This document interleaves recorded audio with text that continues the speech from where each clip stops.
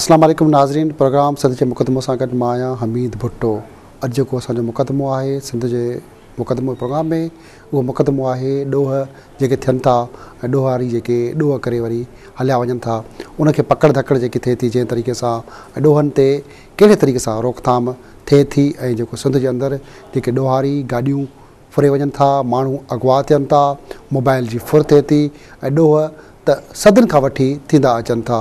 त ॾोह जी शुरूआत जीअं हज़रत आदम अलैहिस्सलाम पैदा थियो, हाबिल काबिल ॿ भाइर थिया त हिकिड़े भाउ ॿिए खे क़तल करे विधो, ऐं उन ॾींहंनि खां वठी ॾोह त थींदा अचनि था।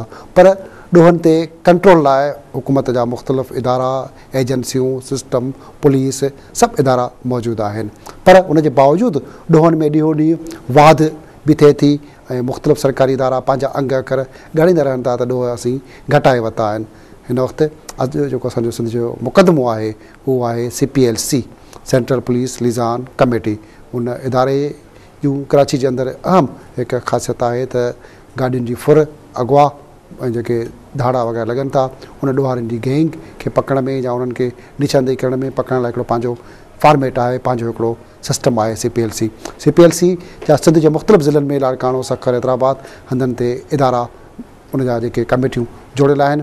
उन कमेटी खे जंहिं तरीक़े सां हलाए वञे पियो, मुख़्तलिफ़ सरहंदी वारा माण्हू उन में रज़ाकाराना तौरु उन कमेटियुनि जा अॻुवाण चङा मुड़ुस थियनि था। अॼु जेको असांजो महिमान आहे CPLC सिंध जो चीफ अहमद चुनाई, पाण बिज़नेसमैन बि आहे, कारोबारी शख़्सियत बि आहे, संदसि जो टेक्सटाइल सां तालुक़ु आहे, ऐं आल पाकिस्तान मेमून फेडरेशन जो पाकिस्तान जो चेयरमैन बि पिणु आहे। अहमद चुनाई साहिबु, अव्हांजी महिरबानी जो अॼु असांजे प्रोग्राम लाइ अव्हां वक़्तु कढियो। Welcome sir. हा चुनाई साहिबु, ॻाल्हि इहा आहे त सिंध जे अंदरि CPLC अव्हां सिंध जा चीफ आहियो, ऐं उनजे बावजूदि जंहिं तरीक़े सां ॾोहनि जी वाध थिए थी ऐं माण्हू अगवा थियनि था, गाॾियूं कढी वञनि थियूं, ॾींहं ॾींहं जो धाड़ा बि लॻनि था, त CPLC हिकिड़ो अहम इदारो आहे, अव्हां हुनजा चीफ आहियो, उनजे बावजूदि ॾोह बि थियनि था, सभु कुझु थिए थो, त CPLC छा पियो करे उन लाइ? न CPLC जो मक़सदु आहे उहो इहा आहे की अवाम ने पुलिस जे दरमियान हिकिड़ो राब्ते जो किरदारु अदा करण जो आहे ने। इन राब्ते जे किरदार में जेतिरा लॉ एंड ऑर्डर जा इशूज़ आहिनि उहो CPLC जो आहे उहो अॻियां गिनी न हले थो। In law and order issues में सबसे जो अहम कमु असांजे ज़िम्मे आहे उहो इन्वेस्टिगेशन जो आहे, जांच जो कमु आहे। इन्वेस्टिगेशन जो आहे ई असां पूरी टीम जो आहे वो पुलिस खे सपोर्ट करे थी इन्वेस्टिगेशंस में। ॻाल्हि इहा आहे कि CPLC में जितना भी मेंबरान ने वॉलंटियर्स कम करन था, ये बदे मेंबरान ने वॉलंटियर बदे टोटली जो है वॉलंटरी बेसिस ते बगैर किसी कोई मुआवजे जे कम करन था। जॾहिं कोई बगैर मुआवजे जे कम करन था त ई पढ़ियल लिखियल बदे माण्हू भेड़ा आहिनि असांजे ने। ई जो आहे ई दुनिया के सारी तरह ॼाणनि था ने। ये हकीकत है कि पंहिंजी पुलिस जी कैपेसिटी बिल्डिंग नहीं थी। पुलिस में अजी इतरा रिसोर्सिस नहीं, पुलिस वारे वटे इतरा टेक्निकल एस्पेक्ट नहीं कि जिनसे वो केस के समझी सकें ने केस के लिखारी सकें। CPLC इन केसेस में इनजी मदद करे थी। CPLC हिकिड़ो बहुत वॾो डेटाबेस बनाने वेठी है जो कराची जी 2.6 मिलियन व्हीकल्स आहिनि। ई जो आहे जो सबसे वॾो डेटाबेस CPLC वटि आहे ने। CPLC जे ताउन से एक्साइज जो डेटा जो है वो हर वक्त अपडेट थिया थो करे। अगर खुदा न ख़ास्ता CPLC कम ना करनी हो तो माण्हू खे ख़बर ही ना पए कि गड्डियूं किथे वियूं ने की चोरी थियूं। गड्डी चोरी थी रहियूं आहिनि, वारदातूं थी रहियूं आहिनि गड्डी जूं। उनजी वजह CPLC ने, उनजी वजह उहो इलाके जी पुलिस है कि जो उन इलाके में पेट्रोलिंग करे थी, जो उन इलाके में ऑपरेशंस करे थी ने। CPLC तो सपोर्ट करे थी। CPLC तो इन ॻाल्हि जी निशानदेही करे थी कि किन जगह से गड्डियूं उपड़नि थियूं, किन टाउन से उपड़नि थियूं, किन इलाके से उपड़नि थियूं, किन DA में उपड़नि थियूं ने किन ट्रेन ते उपड़नि थियूं। ई CPLC जो डेटाबेस है। अगवा जी वारदात जी भी ॻाल्हि अकड़ी जाए कि CPLC इन्वेस्टिगेट करे थी। अल्हम्दुलिल्लाह वासले 6 महीने में जॾहिं से असां चार्ज संभाली आहियूं, असां 17 से ज़ायद जो वॾा किडनैपिंग गैंग्स हुआ कराची जा, इन के असां जली आहियूं ने। इन जे बाद इन ये 17 गैंग जो आहिनि उहो लॻभॻि बोतरेवर में बॉक्सो वारदातूं करी हुआ। तो इतनी वही तादाद में ये सक्सेस जो है ये न सिर्फ हिकिड़ी इंस्टीट्यूशन की सक्सेस है बल्कि पुलिस की कामयाबी है। तो पा इनके पुलिस की इन्वेस्टिगेशन की कामयाबी छू ने जो अगवा जी वारदातूं अजी भी थी रही आहिनि, वधी रहियूं आहिनि, इन जी जिम्मेदारी जो है वो लोकल एरिया पुलिस जी है कि लोकल एरिया पुलिस जो है वो उनकी मौजूदगी में अगर कोई छोकरे के उते अगवा करी न रखन था त लोकल एरिया पुलिस जी इंफॉर्मेशन नेटवर्क एतिरो टाइट खपे कि उहो जो आहे उनजी वजह से उन इलाइक़े में उहो माण्हू ना रखी सघनि। ना सिर्फ़ु उन इलाइक़े में माण्हू रखनि था बल्कि उन इलाइक़े से ॻाल्हि करनि था। ज़ाहिर आहे जो टेक्निकल दौर आहे, ख़बर पई वञे थी कि किन इलाइक़े से फ़ोन अची रही आहे। टेक्निकल दौर जे अंदरि पुलिस खे बि टेक्निकल थियणो खपे। पुलिस खे पुलिस वटि टेक्निकली सहूलियतूं कोन्हे, छा उनखे का सपोर्ट कोन्हे? मुख़्तलिफ़ इलाइक़नि में पुलिस जा काफ़ी माण्हू ख़ुदि ॾोहनि में मलूस पकड़िया भी विया आहिनि। अवां बि हर माशरे में ने हर माहौल में जो आहे वो मुख़्तलिफ़ क़िस्म जा लोग हूंदा, साड़ा ने ख़राब बदे क़िस्म जा माहौल जा लोग हूंदा।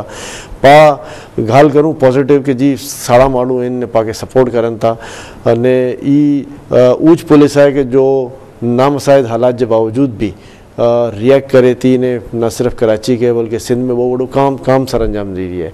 सिंध के अंदर जो हालत है अंदरून सिंध में वो कोई से ढकी चुपी ने उते कच्चे जे इलाके में डाकुएं जो राज है ने इन बावजूद भी पाजी पुलिस जो है वो बहादुरी से इन जो मुकाबलो करे थी ने कम अज़ कम जो लोकल्स हैं इनके एडी इन किस्म की तकलीफ़ नहीं पुजे कि जो इतने बड़े गैंगस्टर की सूरत में पुजनी खपे। तो आउं समझा तो उसके ये सिंध पुलिस जो बहुत बड़ो क्रेडिट है। सिंध पुलिस न सिर्फ अंदरून सिंध में बल्कि कराची में ये कम करी रही है। नाड़ो पा साड़े कमे की तारीफ़ करना तो आकड़ो इंसेंटिवाइज थी ना पुलिस वारा ने पुलिस के आकड़ो अवां जे खाते CPLC की ॻाल्हि कबी तो कराची में तव्हां ॾोवारी पकड़ाए वरिता, गैंग भी पकड़ियूं, पर सिंध के मुख़्तलिफ़ शहरनि सखर लाड़काणो या कच्चे वारा इलाइक़ा अवां ॻाल्हि कई उते त अवां जी कारकर्दगी ज़ीरो आहे। का भी कारकर्दगी कोन्हे, का भी उते का अमल तक न थियो जो माण्हू तव्हांजे मार्फत को सर्च थियो हुजे पकड़ियो हुजे। अवां त बिल्कुलु फ़िलाप आहे उन सूरताल में। जी इन्फॉर्मेशन लाइ बता रहा कि जो कराची में किडनैपिंग थियनि थियूं उनमें घणी वधी अंदरून सिंध में भी उन्हीं ने माण्हू रखनि था ने अंदरून सिंध जा गैंग भी इनमें इन्वॉल्व आहिनि। त असां अंदरून सिंध में भी उन्हीं ने गैंग के झली आहियूं। असांजो गैंग लास्ट असांजी जो ऑपरेशन टीम है लास्ट वीक भी उते हुई ने अवारनवार उते उन्नति थी करे न सिर्फ कराची के केसिस लाइ बल्कि सखर हैदराबाद खैरपुर शिकारपुर ये बदे असांजी क्लोज कोऑर्डिनेशन में ने इनकी भी जॾहिं ज़रूरत पए थी असांजी टीम उते वञे थी उनखे असिस्ट करे थी ने असां अगवा करण वारे खे ने डाकुअ खे झलायूं था। ॻाल्हि इहा आहे कि हाणे असांखे प्रॉपर ऑफिस नेटवर्क की ज़रूरत है अंदरून सिंध में ने इंशाअल्लाह उहो असां बहुत जल्द लॉन्च करे ॾींदा। असांजी लॉन्चिंग वासले महीने हुई रमज़ान से पहला, लेकिन अनफॉर्चुनेटली अल्लाह ताला जी नागानी उनमें अची हुई ने पंहिंजे आज़माइश जो वक़्तु आ वियो, पूरे मुल्क में सैलाब अची वियो ने पछी उहो सैलाब सिंध तक आ वियो। त अॼु थोड़ी सी सूरत हाल इंशाअल्लाह बेहतर थी वञी त असां पूरे सिंध में इंशाअल्लाह फैलाए उनखे फैलाईंदा। जॾहिं त CPLC जो वजूद 1990 में जस्टिस जी इब्राहिम जे जॾहिं गवर्नर हुयो उन क़ाइमु कयो। उन खां पोइ मौजूदा गवर्नर इशरत अब्बाद दिलचस्पी वरिती ऐं हले पियो। गवर्नर हाउस में भी ऑफिस आहे, उते इलाही तव्हांजो ठीक ठाक नेटवर्क आहे। पोइ एतिरनि सालनि में ठीक ठाक अरसो 20 साल गुज़री विया, 20 सालनि में सिंध जे मुख़्तलिफ़ ज़िलनि में नेटवर्क बहाल ऐं सही नमूने सां प्लानिंग छो न थी सघी? ॾाढो प्लानिंग त वधे ठही वई आहे। हाँ सिर्फ ये है कि इंशाल्लाह इनके लॉन्च करनो है, असांजी पूरी प्लानिंग तैयार है ने इंशाल्लाह थोड़ो सो सैलाब जो सिलसिलो जो है वो खलास थी वञे, माण्हू जो है IDPs पुते जगह ते पाछा हली वञनि त 2-3 महीने बाद असां सिंध में प्रोग्राम ये है कि 1 बाय 1 4 जगह ते जो है वो CPLC के जो आगाज़ करे ॾींदा ने असां सम्झूं था कि जहिड़ो कराची में कम थी रहियो आहे अहिड़ो कम इंशाल्लाह जो है वो अंदरून सिंध में भी थींदो। ज़ाहिर है इन ॻाल्हि खे टाइम लॻने ऐं की ख़बर है कि जो पुलिस ऑर्डर 2002 है उनमें भी ये गाल दर्ज है कि CPLC जो कराची में है अहिड़ो पूरे मुल्क में जो है हाँ सिर्फ जॾहिं ॻाल्हि करी तो सवाल पूछा तो उसके CPLC लाहौर में भी बनी, फैसलाबाद में बनी, सियालकोट में बनी, पेशावर में बनी, कोयटा में बनी। ये कोई भी CPLC जो है वो पुते जो हिकिड़ो कराची जहिड़ो इमेज जे वटे न आ वियो। CPLC जो कराची जेतिरो इमेज केतिरो आहे ॿियनि हंधि कीअं आहे ऐं सिंध जे अंदरि जेकी CPLC जी सूरत हाल ते ॻाल्हाइबो, पर वक़्तु आहे ब्रेक जो। ब्रेक खां पोइ खोड़ सारी ॻाल्हियूं कबियूं। नाज़रीन अॼु असां सां CPLC सिंध जो चीफ अहमद चुनाए गॾु आहे।